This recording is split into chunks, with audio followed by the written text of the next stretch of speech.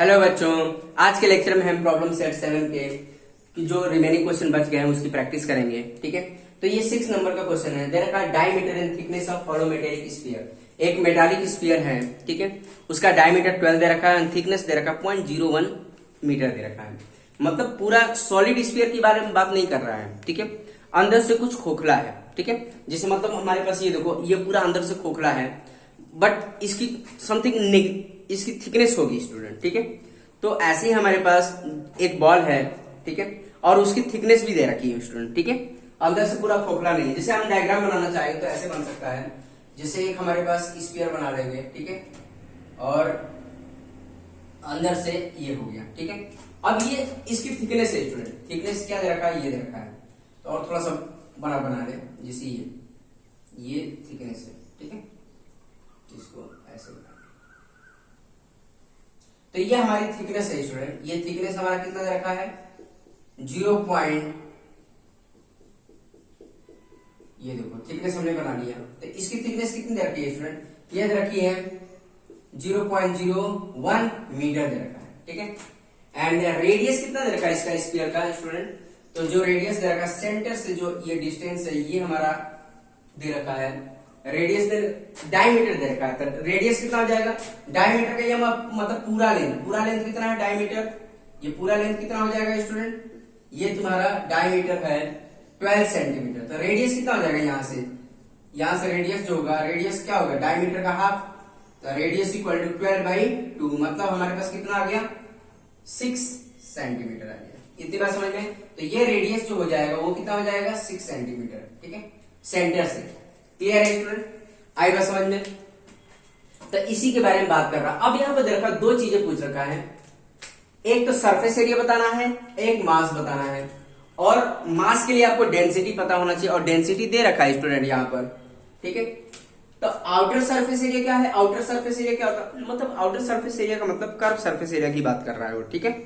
और mass of the sphere क्या दे रखा है, मास जो होता है स्टूडेंट वॉल्यूम इंटू डेंसिटी होता है, वॉल्यूम इंटू डेंसिटी होता है, डेंसिटी, ठीक है।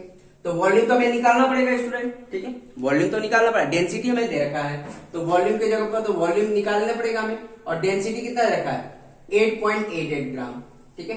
इतनी बात समझ में आ रही है। तो इसमें दो चीजें पूछ रखी हैं। क्लियर है स्टूडेंट, देखो एक एक करके हम सॉल्व करते हैं। तो देखो हमारे पास, ठीक है, अब यहां पर देखो हमारे पास आउटर सरफेस एरिया के बारे में बात किया था। पहले हम आउटर सरफेस एरिया देख लें। तो आउटर सरफेस एरिया जो होगा, outer surface area, outer surface area का मतलब होता है कर्व सरफेस एरिया, ठीक है। आउटर सरफेस एरिया या और curve surface area, curve surface area क्या हो जाएगा स्टूडेंट, 4 पाई आर का स्क्वायर। आपको पता है curve surface area of sphere का कितना होता है, 4 पाई आर स्क्वायर। तो अब देखो सारी वैल्यू पुट कर सकते हैं। 4 पाई कितना है, 22/7। तो पाई की वैल्यू हम यूज कर सकते हैं स्टूडेंट, पाई 22/7, ठीक है। एंड आर कितना हमारे पास, आर हमने अभी देखा स्टूडेंट 6 सेंटीमीटर, मतलब 6 का स्क्वायर। तो फाइनली हमें क्या हो गया, देखो इसको से मल्टीप्लाई करो, 88/7 और ये 36 आ जाएगा, 36 आ जाएगा। अब यहाँ पर देखो इसको अगर आप मल्टीप्लाई कर, न्यूमरेटर को न्यूमरेटर से मल्टीप्लाई किया, डिनोमिनेटर को डिनोमिनेटर से, तो ये आएगा। फाइनली इसको सॉल्व करोगे 452 पॉइंट आ जाएगा 16 सेंटीमीटर स्क्वायर। ये हमारा फाइनल आंसर आ जाएगा। तो कर्व सरफेस एरिया आपका ये आ जाएगा। मतलब आउटर साइड में अगर पेंट करना है, मतलब अगर मान लो यही बॉल है मेरे पास ये, तो इसको आउटर साइड में पेंट करना है सपोज करो, तो कितना पेंट रिक्वायर्ड होगा, 452.16 सेंटीमीटर स्क्वायर, 16 सेंटीमीटर स्क्वायर। आई बात समझ में स्टूडेंट, क्लियर है, ठीक है। अब यहां पर उन्होंने नहीं पूछा है अगर इनर सरफेस एरिया को कर्व करना होता, इनर का मतलब इन साइड से, आउटर से तो हम देख लिए, आउटर सरफेस एरिया देख लिए। अब अगर इन साइड से करना होता, ये अंदर ही करना होता, तो इसके लिए हम रेडियस क्या निकालना होता, ये छोटा वाला रेडियस देखते हैं, ठीक है, छोटा मतलब ये रेडियस की बात करते हैं, यहां से यहां तक ये वाली रेडियस, ठीक है। तो ये रेडियस कैसे आ जाएगी स्टूडेंट, देखो ध्यान से, ये हम क्या मान लेंगे, R1 मान लेंगे, ये R था और R1 मान लेंगे। तो ये रेडियस कितना हो जाएगा, इस पूरे रेडियस से ये थिकनेस माइनस करना पड़ेगा। देखो इस पूरे रेडियस से ये अगर थिकनेस माइनस कर दें तो ये R1 निकल जाएगा।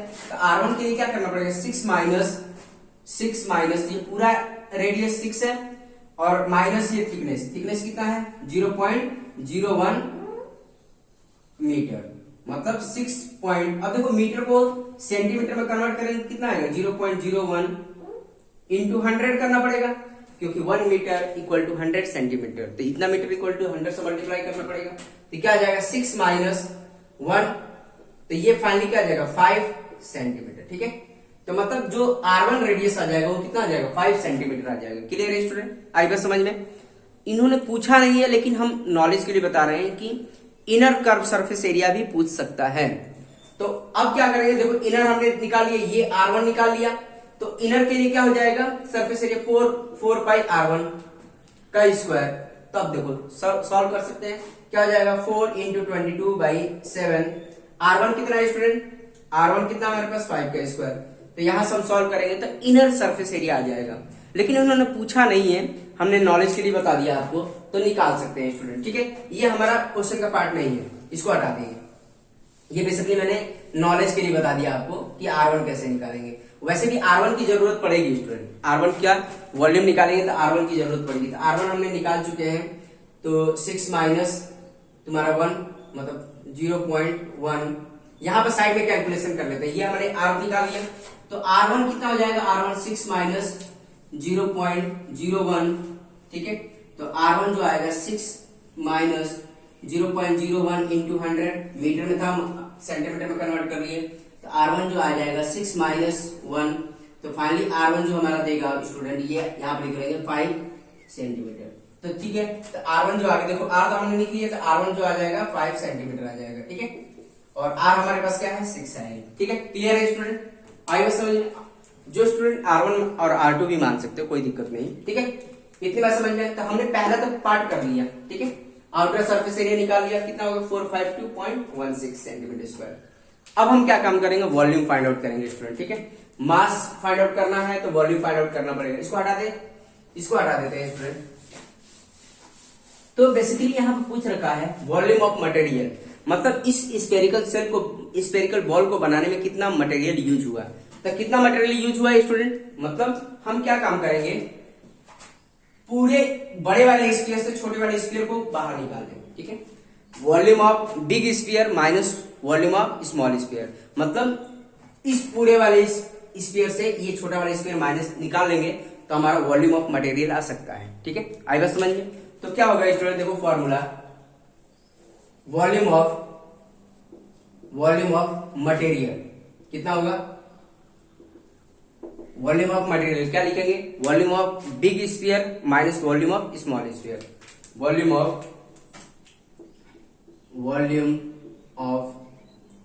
Big sphere minus volume of small sphere. ठीक है, इतनी बात समझ में आ रही है, स्मॉल स्फीयर। ठीक है, अब यहां पे देखो वॉल्यूम ऑफ, अब देखो आपको पता होना चाहिए वॉल्यूम क्या होता है, 4/3 पाई आर क्यूब। ठीक है, आपको पता है 4/3 pi r cube minus 4/3 pi r 1 का क्यूब, क्योंकि बड़े वाले स्फीयर का रेडियस हमने क्या माना है, आर माना है, और छोटे वाले स्फीयर का रेडियस क्या माना है, R1 माना है। तो ठीक है, ये फॉर्मूला यूज कर लेंगे।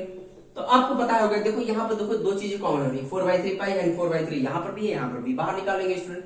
तो 4/3 पाई बाहर निकालेंगे, क्या बचेगा R का क्यूब माइनस R1 का क्यूब। इतनी बात समझ में आ रही है स्टूडेंट। और हमने सारे वैल्यू निकाल रखा, R की वैल्यू निकाल रखा, हम यूज कर सकते हैं यहाँ पर। तो क्या हो जाएगा 4/3, पाई की वैल्यू कितनी है 22/7।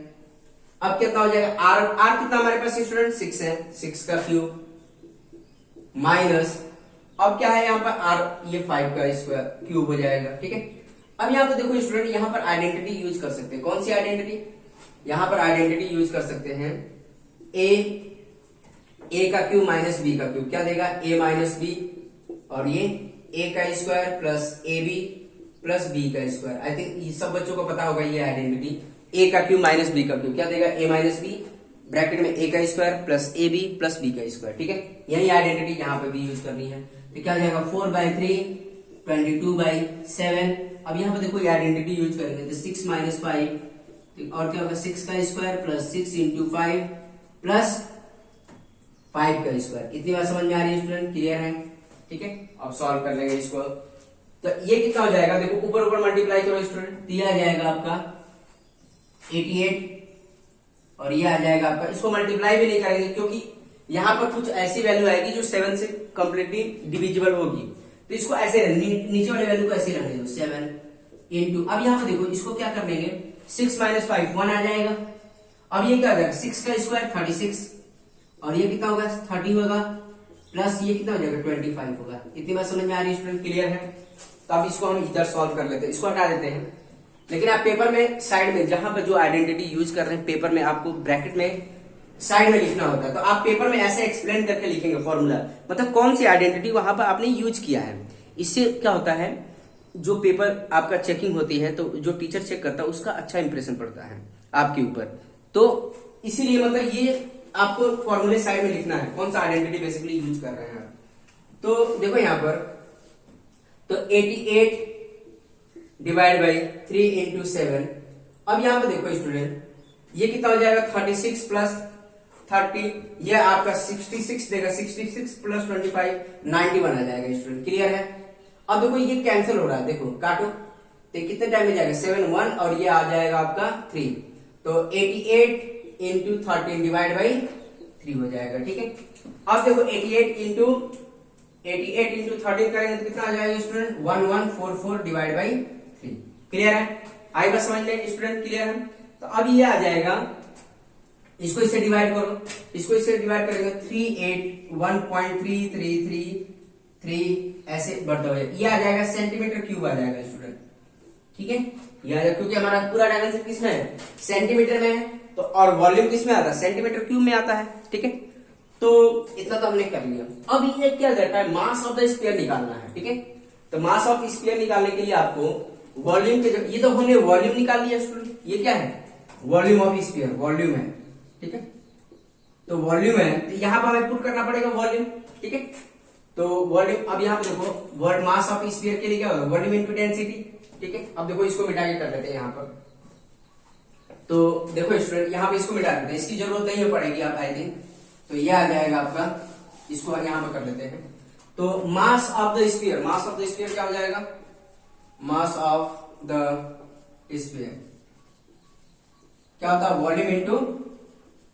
वॉल्यूम इंटू डेंसिटी, ठीक है? ये फॉर्मूला याद रखो स्टूडेंट। वॉल्यूम कितना है स्टूडेंट, वॉल्यूम कितना 381.33 इंटू डेंसिटी कितना हमारे पास दे रखा है, ये दे रखा है 8.88 ग्राम, 8.88 ग्राम, ठीक है? ये दे रखा है। तो यहां पर इसको अगर हम मल्टीप्लाई करते हैं स्टूडेंट तो ये आ जाएगा आपका 3385.94 ग्राम, 94 ग्राम, ठीक है? 94 ग्राम, इतनी बात समझ, इसको मल्टीप्लाई करके देखिएगा स्टूडेंट, ठीक है? 3385.94 ग्राम, ठीक है? बट देखो जो मास आता है वो केजी में आता है, तो इसको केजी में कन्वर्ट कर सकते हैं, तो केजी में कन्वर्ट करेंगे ग्राम को तो क्या होगा, तो इसको 1000 से डिवाइड करना पड़ेगा, 1000 से डिवाइड करोगे तो कितना आ जाएगा 1000 से केजी में कन्वर्ट करें 38594, ये केजी हो जाएगा। अगर मान लो इसको पॉइंट में कन्वर्ट करना चाहते हैं तो क्या लिख सकते हैं 2 डेसिमल प्लेस 3.39 केजी, तो फाइनली हमारे पास आंसर ये आ जाएगा स्टूडेंट 3.39 किलोग्राम, ठीक है? तो अब यहाँ पे देखो दोनों चीज हमने निकाल लिया था। अब देखो मास ऑफ द स्फीयर कितना होगा स्टूडेंट, हमने अभी निकाला कितना होगा 3.39 केजी, 3.39 केजी, ठीक है? और सरफेस एरिया कितना निकाला था हमने, सरफेस एरिया कितना 452.16 सेंटीमीटर स्क्वायर। तो हमने दोनों फाइनली आंसर निकाल लिए स्टूडेंट, आई बस समझ लिया? तो मास ऑफ द स्फीयर भी निकाल लिया है, सरफेस एरिया निकाल लिया, आउटर सरफेस एरिया। तो आई थिंक सब बच्चों को समझ में आ रहा है, ठीक है स्टूडेंट? नेक्स्ट क्वेश्चन देख लेते हैं हम।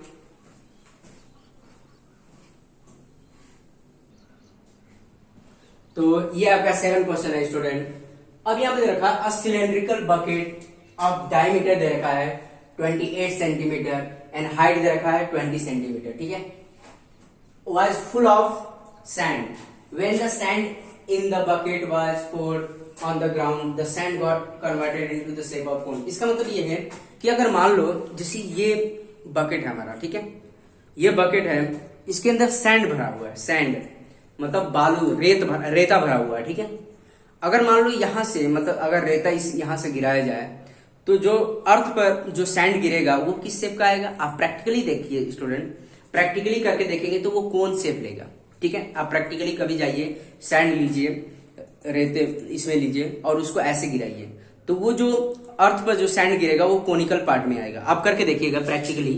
तो यहाँ पर जो हम सैंड गिरा रहे हैं स्टूडेंट, देखो एक हमारे पास सिलेंड्रिकल बकेट हम बनाएंगे ऐसे, ठीक है, ये बकेट है, ठीक है, और यहां से हम सैंड गिरा रहे हैं। सपोज करो यहां से सैंड गिर रहा है, ठीक है, तो सैंड जो शेप लेगा वो किस शेप का लेगा, कोनिकल पार्ट लेगा, ठीक है, ये पार्ट लेगा, ठीक है। जो सैंड गिर रहा है स्टूडेंट, जो सैंड गिर रहा है वो किस शेप का आएगा, वो आपका कोनिकल पार्ट आएगा। क्लियर है स्टूडेंट, आएगा समझ में।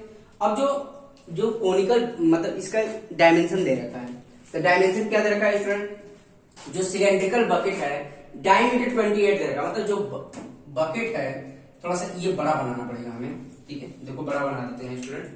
तो इसका जो डायमीटर है बड़ा है, ठीक है, तो डायमीटर जिसे ये बनाना पड़ेगा थोड़ा सा, ठीक है, ये ऐसे बना दे, ये आ जाएगा आपका, ठीक है, और ये आ जाएगा आपका, ठीक है, ये हमारे पास सिलेंड्रिकल पार्ट है, ठीक है, इसका, ठीक है। अब यहाँ पे देखो जो डायमीटर है, डायमीटर मतलब दिस वन पोर्शन बोल रखा है, ये कितना है 28 सेंटीमीटर है, ठीक है, एंड हाइट कितना दे रखा है 20 सेंटीमीटर, ये दे रखा है 20 सेंटीमीटर। क्लियर है स्टूडेंट। अब ये हम देखो जो कोन है उसका भी डायमेंशन दे रखा है, उसका डायमेंशन दे रखा है, height of the cone, height of the cone कितना दे रखा है 14 सेंटीमीटर दे रखा है स्टूडेंट। मतलब ये जो हाइट दे रखा है स्टूडेंट, यहां से ये वाली हाइट जो दे रखी है वो कितनी दे रखी है, थोड़ा सा सही से बना ले, ये हाइट जो दे रखा है 14 centimetre, height equal to 14 centimetre दे रखा है। इतनी बात समझ में आ रही है, ठीक है। What is the area of base area of the cone, मतलब हमें बेस एरिया बताना है, मींस हमें ये बताना है, ये वाला एरिया बताना है स्टूडेंट, ठीक है, ये वाला एरिया बताना है आपको। और ये एरिया किस शेप का होगा स्टूडेंट, मतलब सर्कल शेप का होगा। आप देखेंगे कोन का तो वो सर्कुलर शेप होगा, ठीक है, आएगा समझ में। और इसका एरिया कितना हो जाएगा, इसका एरिया सर्कल है तो पाई आर स्क्वायर होगा। तो हमें फाइनली क्या निकालना है, आर की वैल्यू निकालनी होगी स्टूडेंट, ठीक है। आर की वैल्यू निकाल लेंगे तो इसका एरिया निकल सकता है। तो अब कैलकुलेट करें, चलो देखो अब स्टूडेंट क्या है, हम बेसिक समझ के क्या करना है, अब हम कैलकुलेट करेंगे स्टूडेंट। चलो ठीक है स्टूडेंट, कैलकुलेट करते हैं। तो अब यहाँ देखो सबका डायमेंशन लिख लेंगे, ठीक है। फॉर कोनिकल बकेट, फॉर देखो for cylindrical bucket, cylindrical bucket, cylindrical bucket के लिए रेडियस कितना हो जाएगा, रेडियस डायमीटर का हाफ, तो रेडियस कितना हो जाएगा 28/2, तो रेडियस फाइनली कितना होगा 14 सेंटीमीटर, ठीक है। एंड हाइट कितना है स्टूडेंट, हाइट h कितना हो जाएगा 20 सेंटीमीटर है, ठीक है। अब इसका, अब किसके लिए हम बात करेंगे, फॉर कोन के लिए, फॉर कोन के लिए, कोन के लिए क्या हो जाएगा, हाइट कितना है हमारे पास, हाइट कितना है 14 सेंटीमीटर, ठीक है। आई बस यही डायमेंशन दे रखा है। इसको सिलेंड्रिकल के लिए रेडियस निकाल लिया, हाइट निकाल लिया, ठीक है। अब हम सॉल्व करें। अब यहाँ पे देखो जो ये सिलेंडर था पूरा सैंड से भरा पड़ा हुआ था, ठीक है, तो इसका वॉल्यूम और कोन का वॉल्यूम इक्वल होगा। जितना मतलब जो सिलेंड्रिकल बकेट में जितना सैंड होगा उतना ही तो अर्थ पर गिरेगा, तो मतलब ये वाला वॉल्यूम और दिस वन वॉल्यूम और दिस वन वॉल्यूम आपस में इक्वल होगा कि नहीं होगा स्टूडेंट, क्लियर है। तो वॉल्यूम ऑफ, तो यहां पर क्या लिख लेंगे, volume of cylinder equal to volume of cone, volume of cone. इतनी बात समझ में आई। सिलेंडर का वॉल्यूम और कोन का वॉल्यूम आपस में इक्वल होगा। आपको वॉल्यूम का फॉर्मूला पता है स्टूडेंट, ठीक है। आपका सिलेंडर का कितना हो जाए, मतलब इसका कितना होगा पाई आर स्क्वायर एच, ठीक है। कोन का कितना होगा 1/3 पाई आर स्क्वायर एच होगा। इतनी बात समझ में आ रही है स्टूडेंट, क्लियर है। तो इसका R1 R2 ले लेते हैं, R1, ठीक है, इसका R1 और इसका R2 ले लेते हैं, ठीक है, इसका H1 और इसका H2 ले लेते हैं, ठीक है स्टूडेंट, इसका H2 ले लो तो आसानी होती है समझने में, इसका H1 ले लिया, क्लियर है, आई बात समझ लिया स्टूडेंट, क्लियर है। तो अब यहाँ पे देखो ये R1 है, तो अब देखो हम क्या कर सकते हैं, यहां से पाई पाई रिमूव हो सकता है स्टूडेंट, ये पाई और पाई रिमूव हो गया। R1 कितना है मेरे पास, R1 का स्क्वायर, R1 कितना हमारे पास 14 था, मतलब 14 का स्क्वायर। H1 कितना है स्टूडेंट, H1 20 है, पुट कर लो, इक्वल टू 1/3। R2 हमें नहीं पता, R2 हम ऐसे रहने देंगे। H2 कितना हमारे पास, H2 14 है। इतनी बात समझ में आ रही है स्टूडेंट। अब क्रॉस मल्टीप्लाई कर लेते हैं, क्रॉस मल्टीप्लाई करके इसको सिंप्लीफाई कर लेते हैं स्टूडेंट। अब देखो यहाँ पर 14 का स्क्वायर, मतलब 14 का स्क्वायर क्या लिख सकते हैं, 14 इंटू 14, और ये इंटू 20 है, ठीक है। अब देखो 3 को इधर मल्टीप्लाई करेंगे तो न्यूमरेटर से मल्टीप्लाई होगा, डिवाइड बाई, अब देखो ये क्या, r का स्क्वायर ऐसे रहने दो, 14 डिनोमिनेटर में, ये r स्क्वायर आ गया, r2 का स्क्वायर। इतनी बात समझ में आ रही है स्टूडेंट, क्लियर है, ठीक है। अब यहाँ पे देखो इसको सॉल्व कर लेते हैं, तो ये कितना हो जाएगा आपका 20, H1 20 था, ठीक है। अब क्या हो जाएगा, देखो इसको काटो तो 14 इंटू ये कितना हो जाएगा 60 हो जाएगा, इक्वल टू R2 का स्क्वायर, ठीक है। अब यहां पर हम मल्टीप्लाई नहीं करेंगे स्टूडेंट, क्यों, क्योंकि यहां पर मल्टीप्लाई करेंगे क्योंकि हमें R स्क्वायर की ही वैल्यू चाहिए, ठीक है, हमें किसकी चाहिए वैल्यू, R स्क्वायर की ही वैल्यू चाहिए, तो R स्क्वायर की वैल्यू R स्क्वायर में ही रहने दो, क्यों, क्योंकि हमें R स्क्वायर, अब देखो यहां पे भी कैलकुलेट करेंगे, फिर यहां पे भी कैलकुलेट करेंगे, तो मतलब टाइम कंज्यूमिंग होगा, ठीक है, आपका फालतू का टाइम लगेगा स्टूडेंट। तो अब यहाँ पे देखो हम इसको ऐसे ही रहने दो, ठीक है। अब यहाँ पे क्या है, हाइट, अब ये what is the base area of the cone, तो बेस एरिया क्या होगा, बेस एरिया ऑफ कोन। अब देखो बेस एरिया किस शेप का, सर्कल शेप का है, मतलब क्या होगा पाई आर स्क्वायर, पाई आर का स्क्वायर, तो मतलब पाई की वैल्यू क्या है 22/7, और आर स्क्वायर हमने निकाल रखा है स्टूडेंट, आर स्क्वायर क्या है हमारे पास 14 इंटू 60 है। तो अब इसको काटो तो ये कितना हो जाएगा, ये तुम्हारा 2 टाइम में गया, मतलब 22 इंटू 2 इंटू 60, तो ये कितना हो जाएगा स्टूडेंट 44 इंटू 60। अब इसको मल्टीप्लाई कर लो, तो ये मल्टीप्लाई करेंगे आपका तो कितना आ जाएगा, इसको 2640, ठीक है, सेंटीमीटर स्क्वायर। तो ये फाइनल हमारा आंसर कितना आ गया 2640, मल्टीप्लाई करके देखिए स्टूडेंट कितना आएगा 2640 सेंटीमीटर, मतलब एरिया बेस कितना हो गया, इसका एरिया कितना आ गया 2640 सेंटीमीटर स्क्वायर। तो फाइनल हमने आंसर निकाल लिया स्टूडेंट। देयरफॉर लास्ट में लिख सकते हैं therefore the base area of the cone, therefore the base area of cone is 2640 centimetre square. I think सब बच्चों को समझ में आ रहा, base area of the cone कितना होगा 2640 सेंटीमीटर स्क्वायर, ठीक है स्टूडेंट। तो आज के लेक्चर में हम इतना ही रहने देंगे क्योंकि वीडियो लंबी हो जाती है, ठीक है स्टूडेंट। तो आज के लिए इतना ही, ओके, थैंक यू।